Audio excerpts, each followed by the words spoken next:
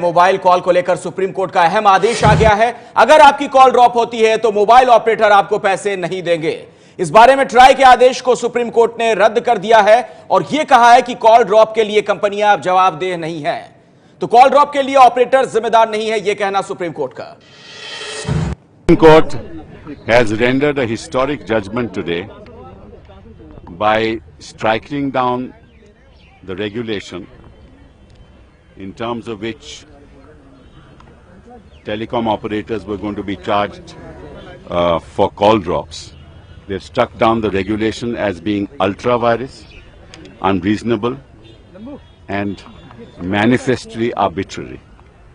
That's the judgment of the court. And they have also said that the procedure followed was entirely non-transparent.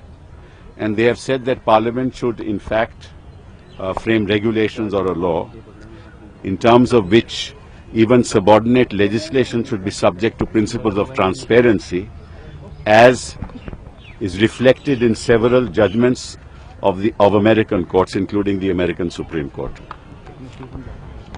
And they have taken a cue from the RTI Act.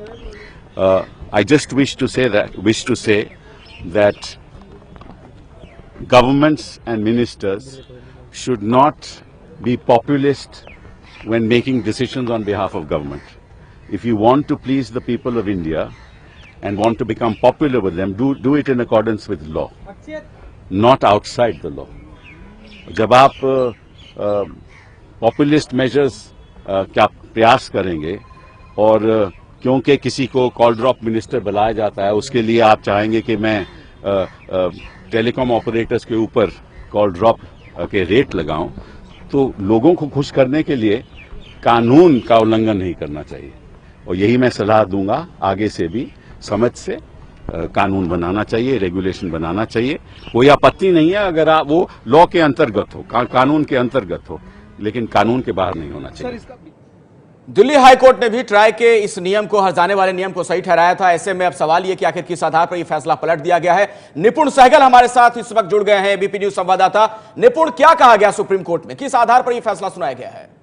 देखिए, supreme court ने मुख्य रूप से ये कहा है कि ये अल्ट्रा वायरस है, ये कानून, ये नियम, यानी कि संविधान के खिलाफ है। संविधान के जो एक मौलिक जो फीचर्स हैं उनके खिलाफ है, क्योंकि यहाँ पर मोबाइल कंपनियों की दलील ये थी कि सिर्फ अकेले वो जिम्मेदार नहीं होती हैं कॉल ड्रॉप की स्थिति में, तमाम दूसरी दिक्कतें होती हैं। उनको टावर लगाने की इजाजत नहीं दी जाती, उनको स्पेक्ट्रम जो मिला है वो उस तरह का नहीं है जिस तरह का विदेशों में स्पेक्ट्रम की सुविधा उनको मिली हुई है। अगर रास्ते में कोई बड़ी बिल्डिंग अचानक से आ गई है तो उसकी वजह से भी जो सिग्नल है वो कमजोर पड़ता। तो तमाम ऐसी चीजें हैं जो मोबाइल कंपनियों के नियंत्रण के बाहर हैं। ऐसे में सिर्फ उनको जवाबदेह ठहराना ये गलत है। सुप्रीम कोर्ट ने कहीं ना कहीं इस दलील को मान लिया है कि तमाम कारक हैं, तमाम फैक्टर्स हैं जिनकी वजह से ये होता है, जिससे सिर्फ मोबाइल कंपनियों पर जुर्माना लगाना ठीक नहीं होगा। निपुण सहगल, शुक्रिया इस जानकारी के लिए। लेकिन सवाल ये सुनहरा बना हुआ है कि आखिर उपभोक्ताओं के लिए कौन जवाबदेह होगा? जी, और कहा गया कि कानून बनाए इसको लेकर सरकार जल्द से जल्द, ताकि उपभोक्ताओं को राहत मिल सके।